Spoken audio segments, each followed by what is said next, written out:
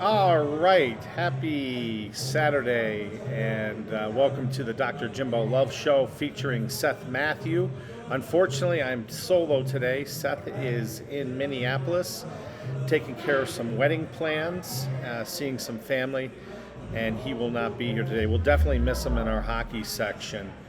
NBA playoffs are up and running in the second round. We'll be covering both the Eastern Conference and the Western Conference. Also, I will be going through and just giving you a brief update on all the playoff series for the NHL. Remember, we've got four in each conference, four series in both conferences, so we have a total of 8 series right now. Also, too, we're going to go in and we're going to kind of analyze what some of the experts are saying about the draft. Of course, everybody likes to give a letter grade, and we're going to go through some of the teams. And I think you'll be surprised at some of the grades that they were given, considering, again, the NFL draft. You cannot know whether or not you had a successful draft until at least 2, maybe 3, 4 years down the road. So it's all speculative, and so we're going to look and see what the experts say, and then just talk a little bit about some of the highlights of some of these teams and who they picked up. Lastly, we're going to go into a little bit about women in sports. We've kind of gotten away from that a little bit, and we don't want to disappoint our female audience out there. We'll be talking about Cheyenne Shorts, a Scottish soccer player. Also, Brittany Griner, get an update on her situation in Russia. Sue Bird. And then we're going to feature a lady named Emily Glass. She is the Rockies' first female scout. And it's going to be pretty interesting to see how she came about and how she got her job. But she's doing a wonderful job, according to the Rockies management. And we'll talk a little bit about her in depth. One other thing, too, we're going to introduce, and we were doing this way a long time ago, but it's the science segment of the show. We're going to be talking about water and some of its unique principles and properties.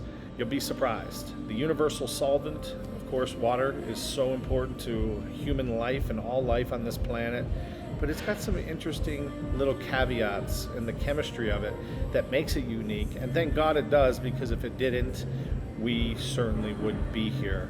It's a unique liquid. All right, so let's go back and let's talk a little bit about the NBA playoffs. We'll start in the East, and we've got the Heat versus the Sixers. Now, this series has completely changed now that Joel Embiid is back and playing with his mask. They call him the Phantom of the Playoffs, because he's the Phantom of the Opera, because he's wearing a black mask. He looks good, though, and boy, what a difference he made. Last night, the Sixers came in and won 99-79 versus the Heat. And I was watching some of the highlights on SportsCenter this morning, and I mean, the major thing, if you notice, the Heat only scored 79 points. The previous 2 games, they scored 92 and 103, respectively, without Embiid in the center. I mean, this guy he's going to be the runner-up for the MVP. I think Jokic is going to get it, but what a difference an individual makes. He had 18 points in 36 minutes last night. Harden, his teammate, ended up coming in with 17 points. So the first 2 games of the series, the Heat won pretty handily, 106-92 and then 119-103, but not now. A gentleman came off the bench named Maxey for the Sixers, and he had 21 points. He was 5 for 5 from the three-point line, just lit it up in the fourth quarter. Our other Eastern Conference series is the Celtics. That series, oh, by the way, the Heat and Sixers series is 2-1 with the Heat in the lead, of course. But again, this series just started. Because Embiid is back. Celtics-Bucks. That series is tied 1-1. The Celtics are playing today at 1 p.m. or 1:30 p.m. for game number 3.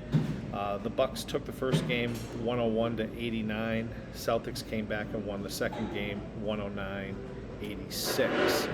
What's interesting about this series is the last game that they've played, was on Tuesday night. So they've had Wednesday, Thursday, and Friday off. And of course, they're traveling to back to Boston, I believe, to play today's game. And we'll see how the Bucks can do here. This series is again a toss-up. You've got Tatum, who had 29 points in the Tuesday night game, and of course Giannis, I call him, 28 points. He's just a factor on the inside.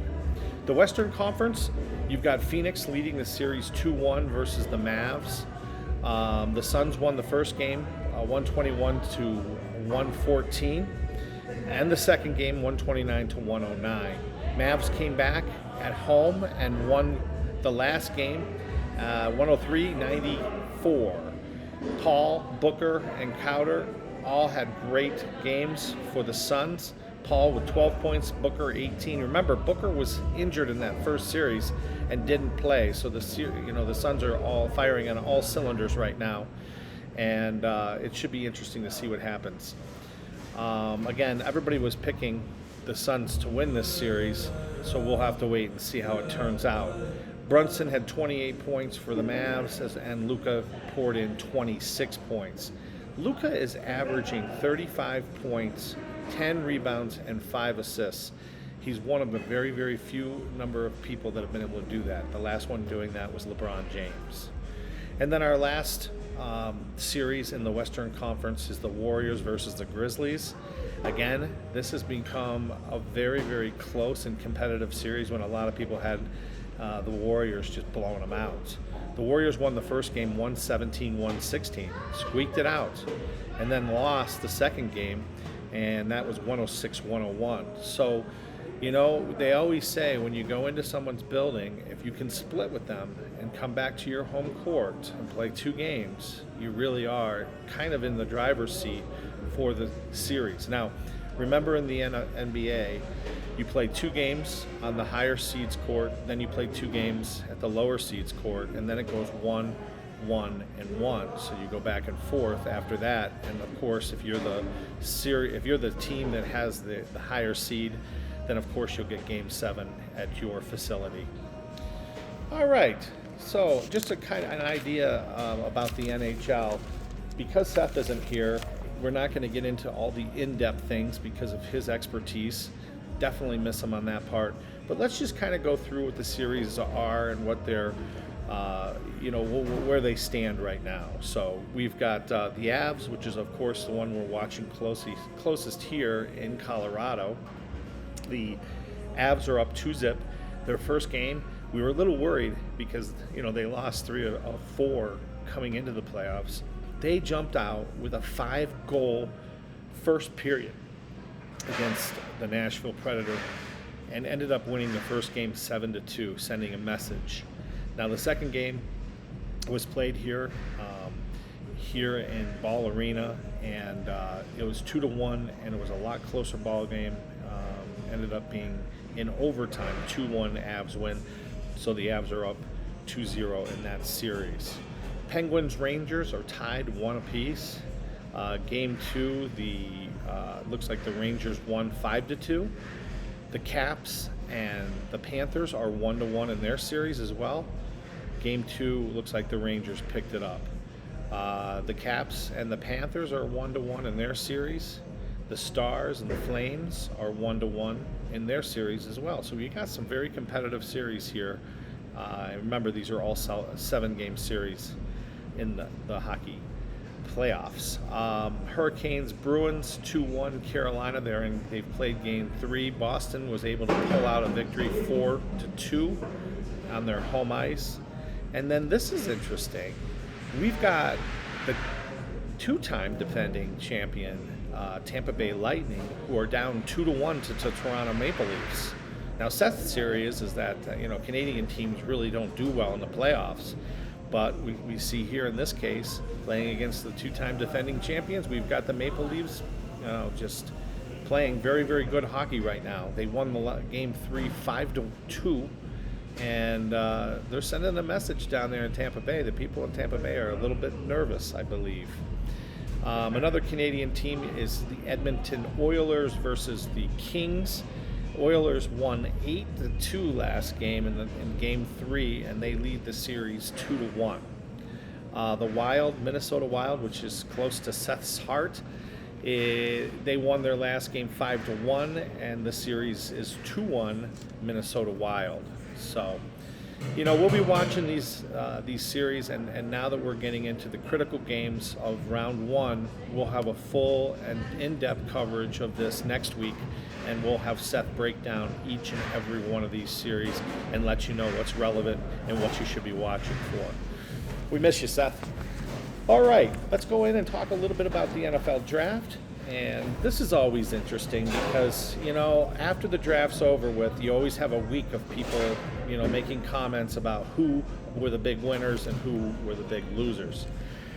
Initially, the New York Jets, our resident expert and Jet fan, James, seems to think that the New York Jets won the draft. Well, we'll go through what the different grades were given by these experts, and you'll see that the Jets, heck, they come in with an A grade, but not an A plus grade, James. Okay? Not an A plus, just a regular A, which isn't bad, but we'll get to that in just a second. Kansas City was also considered a big winner, but then if you look at some of theirs, they're also just an A, not an A plus. So, all right, let's start at the top, and we'll kind of work our way down. The Ravens, the experts give them an A plus. They had 2 first-round picks, and then they ended up with 6 fourth-round picks. So, as one of the teams picking up, they almost picked up an incredible, a whole side, almost 11 guys in the draft. And that's not good for the Steelers because they're in our division. The Eagles came in with an A-plus grade. Jordan Davis was their number 1 pick out of Georgia. He's a big defensive tackle. The Lions come in, and the Ravens and the Eagles are the only 2 teams that got the A-plus rating. So let's move to the Lions. You got an A grade. Second overall pick, they had Aiden Hutchinson out of Michigan. That was their big pickup, and hopefully the Lions will, be able to bounce back from a really disappointing season last year. The Packers, the experts give them an A. They had 2 first-round picks. They ended up picking up Christian Watson from North Dakota State, a second-round pickup as a wide receiver. And Aaron Rodgers is pretty excited. I guess he called him up and talked to him. And it's nice to see Division I AA school, as what they used to be called, getting a guy, who's going to be playing with probably one of the perennial best quarterbacks in the NFL. The Colts come in with an A grade, even though they had no first-round draft picks. Alex Pierce was their first pick in the second round. He's a wide receiver out of Cincinnati. The Colts come in with an A grade as well. They come in, well, that's what we just talked about here with the first-round pick with Alex Pierce. The Chiefs come in with an A, and they had 2 first-round draft picks. The guy you want to watch is their second-round pick, the Sky Moore. He's a wide receiver, very, very speedy, great hands, out of Western Michigan. This brings us to the Jets and James. James, you got an A, not an A plus. But let's remember, they got 3 first-round draft picks. They got Sauce, okay, as a D-back. They've got Wilson out of Ohio State, who's one of the perennial best wide receivers in the draft, and also Johnson, a big defensive end out of Florida State. Again, we'll see in about 2 to 3 years how well this works out for the Jets, but it is a step in the right direction for that franchise. We're going to move down to the A- grades, and the Giants come in with an A-. Pittsburgh, my Steelers, come in with an A- for the draft. And, traditionally speaking, Pittsburgh has drafted so well. I'm a little nervous because we picked up Kenny Pickett instead of Malik Willis out of Liberty. And what the word out of Pittsburgh is that Kenny Pickett just fits better with the offense that they're going to be running because, of course, they're really planning on Mitch Trubisky being their number 1 quarterback. Now, Pickett will give him a run for the money, for his money in the preseason. but I don't think you're going to have the experience level. And you have to remember, Mitch Trubisky was the second overall draft pick a couple drafts back. I think it was 2018. So he's a high-quality individual. He can make all the throws. But we picked up Kenny Pickett out of Pitt and passed on Liberty's Malik Willis. We'll see how it goes. Like, again, we'll have to see what happens. Willis ends up going to the Titans in the 3rd round. We also have Leal out of Texas A&M, which is a big defensive tackle. And interestingly, the Steelers, they already have one brother combo with the Watt brothers. They now have a second set of brothers with Connor Hayward joining his brother Cam as a fullback out of Michigan State. And it's going to be interesting to see. You know, it's always nice, you know, to see brothers playing on the same team, and it makes it easier for the parents too, because they don't have to root for 2 different teams, or if they play against each other like the Mannings used to, and even with the Watts did with J.T. Watt and his brother. Pittsburgh's A-, Browns B+, Raiders B+, the Titans B+, and of course that's where the Malik Willis ended up, as we were talking before. The Bengals and Broncos come in with B, solid B grades. The Bengals, if you look at their draft, the entire draft that they drafted was almost all defensive players. They feel like their offense is strong enough with Burrow, and just they don't need any help on offense. So we're gonna have to see if their defense is shored up. Once again, we'll be watching them really closely because they're in the AFC North, and of course they're gonna be playing against my Steelers. The Broncos came in with a B, and they ended up getting a linebacker in the 2nd round, Nick Benito out of Oklahoma, and Dulwich, a tight end, in the 4th round out of UCLA. So, you know, the Broncos really gave up a lot to get Russell Wilson. They gave up 2 years, so 2 number 1 picks. This year's number 1 pick, and then next year's number 1 pick. The same thing with the 2nd round. They gave up a 4th rounder, and they remember they gave up a tight end and their starting quarterback. So that's a lot to give up for one player. And if Russell Wilson and he's not going to be a bust, but if he gets hurt or something happens that he just doesn't pan out, it's going to really hurt their franchise for the next upcoming 2 or 3 years. So, but they had to go out and try to get the quality quarterback. They haven't had a quality quarterback here in Denver since Peyton Manning left in 2015. All right, so let's look at the bottom and see some teams that the experts didn't think did very well in the draft. We'll head off with the Cowboys, who got a C+, and the Seahawks got a C+ grade. The Cardinals end up with a D. Trey McBride comes to the Cardinals, which was their first pick. It was a number 2 pick, 2nd round, and he is a tight end out of Colorado State. Now, you know they have Zach Ertz that they got from Philadelphia last year. So a lot of people were saying, why would you go out and get another tight end? Who knows? We don't know what's going on in the internal thing. Maybe Ertz is hurt.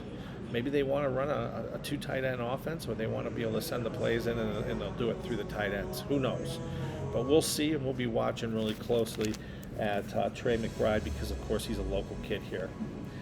The Redskins, otherwise known as the Commanders, are a D. And then, this is really surprising.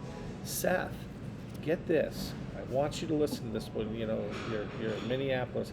But the Vikings got a D-, the worst grade out of all of the teams in the NFL draft. They picked up a safety in the 1st round, Klein, and Booth, who's out of Clemson, cornerback in the 2nd round. And we can't forget, in the 7th round, they picked up Nick Muse, who is the University of South Carolina product. So go Gamecocks. So we'll have to wait and see. Like I said, it's pretty interesting to see that there's a new coaching staff in Minnesota, and for them to get such a low grade overall from their picks. They're not traditionally a team that's drafted very well. Seth will admit that, but you know, you definitely want to look at the Commanders, and the Vikings and check out how these draft picks, materialize over the next 2 to 3 years, because they could prove everybody wrong if these guys end up being, the players that Minnesota and the Commanders think they are.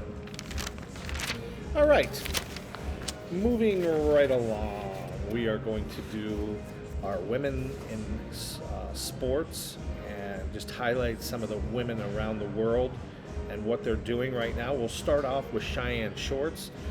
Cheyenne Shorts played soccer here at DU and was a captain. Also played at Denver East and was an all-American player and just an outstanding women's soccer player. She's been over in Scotland playing. She started her career with the Orlando Pride, and of course COVID messed all of that up for her.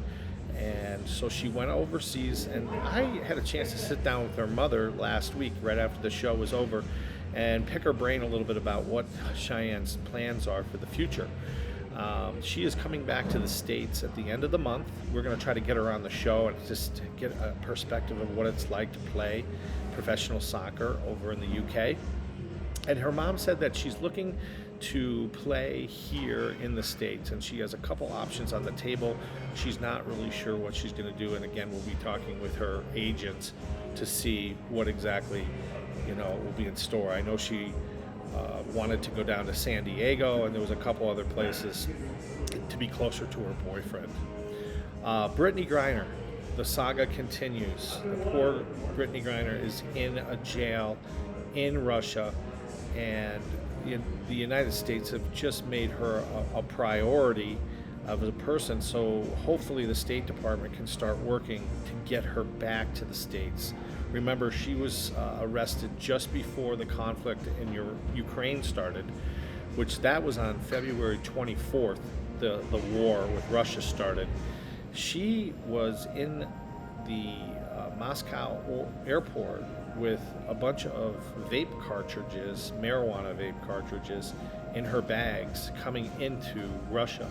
And she's been detained in the facility in the airport, which can't be any fun for her. So we'll keep you up on Brittany Griner. Hopefully she can come back and, just end this nightmare that must be just every day for her. A little news from the WNBA. Sue Bird has announced that this will be her final season for the Seattle Storm. And Sue Bird has been just a stalwart, wonderful player. You remember she had a great career at UConn, and she's going to be, a first ballot shoe-in Hall of Famer in the WNBA. But this will be her last season, so if you get a chance to watch her play, you see her on TV, definitely take a watch. She is one of the elite WNBA players and has had just a wonderful career. Plus, she's won 2 or 3 gold medals with our USA basketball team as well. But let's talk about this lady, Emily Glass. She was featured right here. You can see a picture of her. And of course, the highlight is it was a slam dunk to hire her. And who is Emily Glass? Well, she is a scout for the Rockies, and she is the first female scout that the Rockies have ever hired. So, thumbs up to Emily.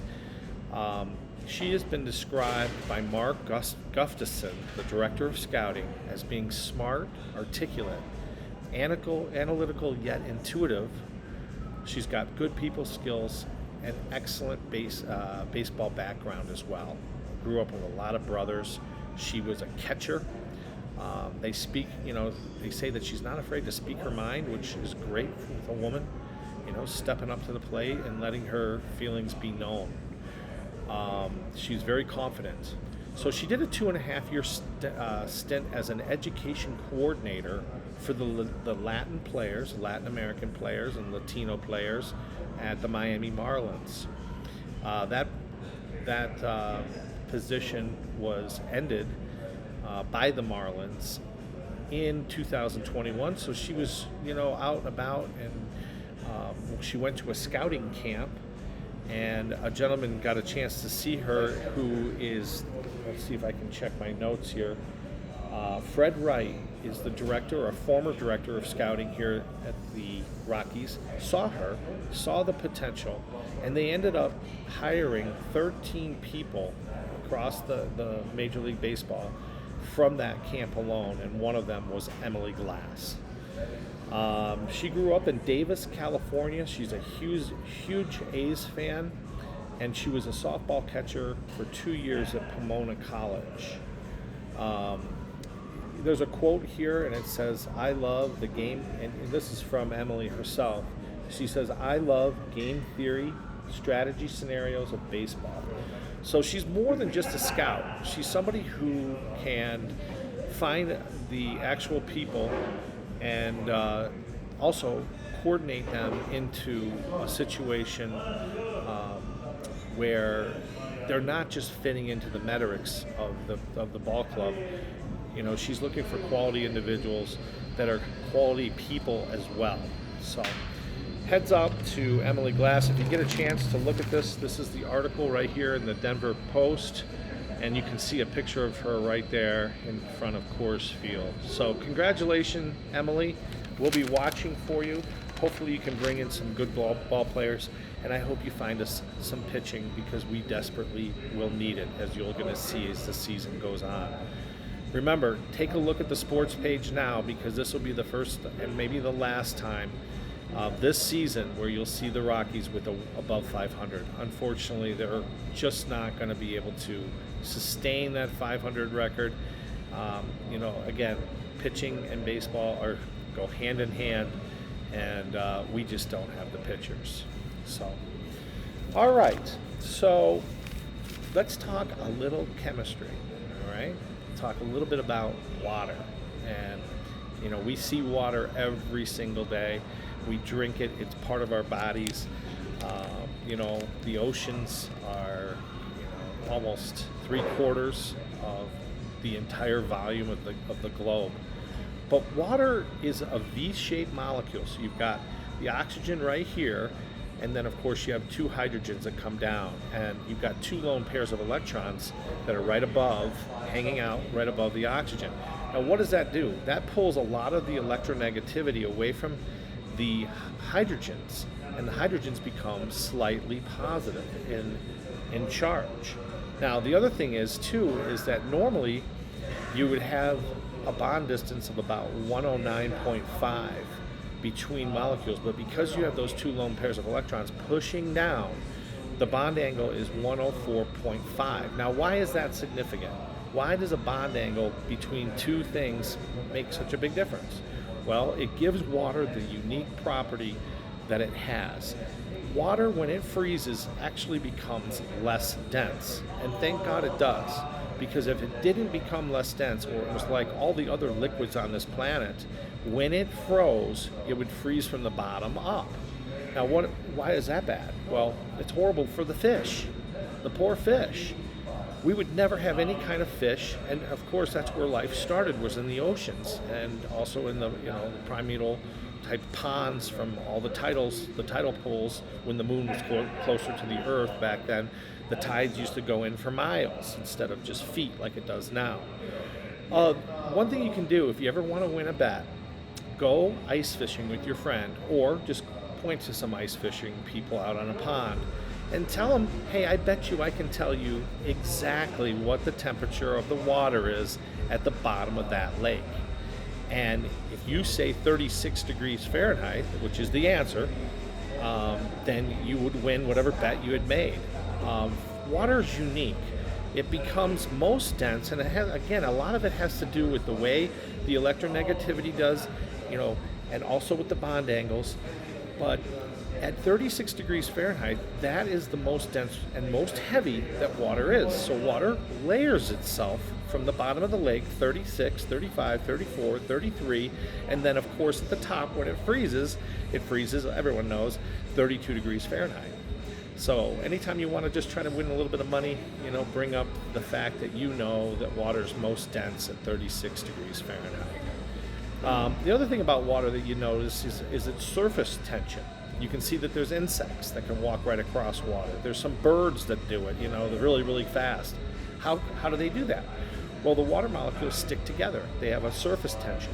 And that, again, has to do with the plus and the minus. Think of them as like little magnets. And when they line up, they form a really nice little surface that, is stronger than most other liquids you'd ever see on this planet.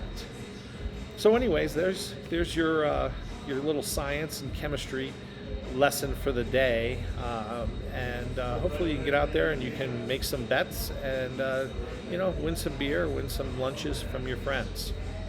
Anyways, well, we want to thank you very much. We are here at the Brothers at Bar and Grill at the Shops of Northfield.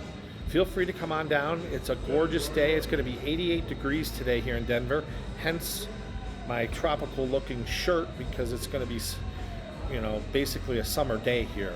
The patio is full of TVs and tables, and it's just a wonderful place to sit out there and either do some people watching and have a couple cocktails. The specials today are the specials that they have every day. Basically, it's comfort food, and they will have different shot specials. Remember, the Avalanche play at 2:30 today, so if you come down, most of the TVs are going to be on the Avalanche game, so you'll be able to see it almost from every single place. If you're looking for any kind of evergreen trees, don't go any further than Scott Howard and Forever Green Farms. You can reach him. He can dig trees for you. He's got 13 to 18 different farms all over the Northeast, and he can ship them to any place in the country. His phone number is 607-277-3500. Again, that's Forever Green Farms. So let's remember that. Pro Comfort Medical is another company that you can look for, and it's for diabetic shoes, knees, and ankle braces as well. But again, we want to thank you, and we really want to thank the LinkedIn crowd that's been really following us closely. We want to thank all the people that came today. How are you guys? Yeah. Well, good. Yeah. And you guys are more than welcome to come down to Brothers anytime on Saturdays from 11 to 1 is when we do our show. Feel free to come in here, have a couple drinks, come up to the mezzanine section, and we're here. So at the end of my shows, I always say, go out there and earn it. And where that comes from is from the movie Saving Private Ryan. And Tom Hanks' character at the very end, as he's dying, pulls down Matthew Damon's character and tells him to get out there and earn it, for the sacrifice that all the people had made. It's the same thing. It's not about money. It's about earning your life, whether it be a side hustle or your regular job or whatever you're doing out there. Be a good mom, be a good dad, be a good brother, be a good friend. Tomorrow is Mother's Day. I want to, wish all the mothers out there a happy Mother's Day. My wife is, it's one of her favorite days of the year. She's a mother of my son Tate, who's turning 9 in July.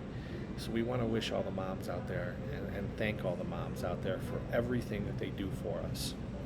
All right, folks. Well, we'll be back again next week, 11 o'clock. Don't miss us. Also, you can go into LinkedIn, Getter, Facebook, YouTube, Instagram, Rumble. We are on all of those sites. Apple Podcasts. I'm going to post this week on the Apple Podcast. Check us out. Share it with your friends. And hopefully we'll see you.